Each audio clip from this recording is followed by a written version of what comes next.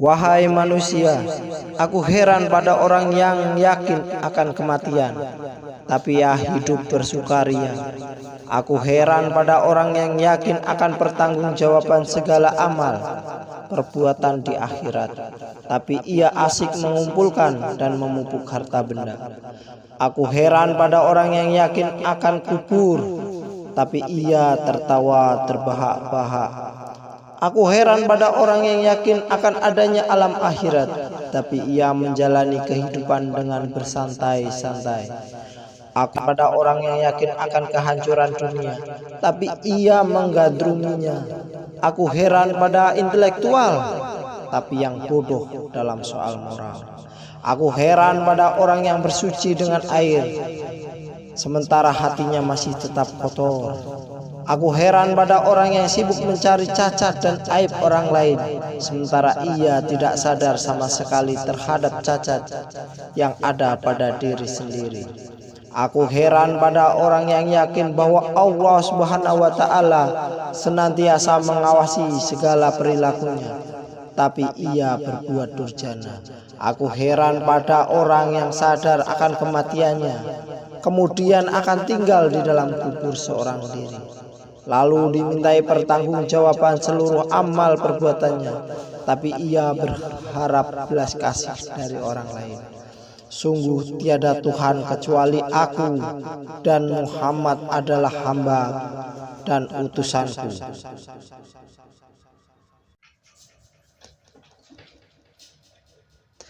Aku bersaksi bahwa tiada Tuhan selain aku, tiada sekutu bagiku, dan Muhammad adalah hamba dan utusanku. Barang siapa tidak mau menerima suratan nasib yang telah aku putuskan, tidak bersabar atas segala cobaan yang aku berikan, tidak mau berterima kasih atas segala nikmat yang aku curahkan, dan tidak mau menerima apa adanya segala yang aku berikan, maka sembahlah Tuhan selain aku.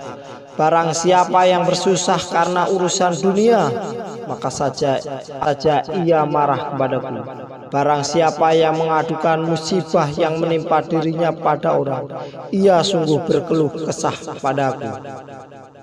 Barang siapa yang menghadap pada orang kaya dengan menundukkan diri karena kekayaannya, maka lenyaplah 2/3 agamanya. Barang siapa yang menampar mukanya atas kematian seseorang, maka ia sama saja dengan mengambil sebuah tombak untuk memerangi aku. Barang siapa memecah kayu di atas kubur, maka ia sama saja dengan merobohkan pintu Ka'bah. Barang siapa yang tidak peduli terhadap cara mendapatkan makanan, berarti ia tidak memperdulikan dari pintu mana Allah akan memasukkannya ke dalam neraka jahanam. Barang siapa tidak bertambah tingkat penghayatan keagamaannya, sungguh ia dalam keadaan selalu berkurang. Barang siapa yang terus-menerus dalam keadaan berkurang, kematian adalah jauh lebih baik baginya. Barang siapa yang mengamalkan ilmu yang ia ketahui, maka Allah akan menganugerahkan ilmu yang belum ia ketahui. Barang siapa yang berangan-angan membumbung tinggi, maka amal perbuatannya akan keruh. Wahai manusia, wahai budak-budak uang, aku menjadikan uang agar engkau dapat menikmati rezekiku, mengenakan pakaianku, dan agar kalian semua membaca tasbih serta mensucikan diriku. Tetapi ternyata kalian semua mengambil kitab suciku, lalu engkau taruh di belakangmu, dan engkau mengambil uang, lalu engkau tempatkan di atas kepalamu. Kau agung-agungkan rumahmu, dan kau remehkan rumahku. Sungguh engkau bukanlah manusia pilihan, bukan orang yang merdeka, tapi engkau adalah budak dunia. Sekumpulan manusia semacam dirimu, laksana sebuah kuburan yang dibangun dengan tembok sepintas jika dilihat dari luar, nampak cantik molek, tapi di dalamnya jelek.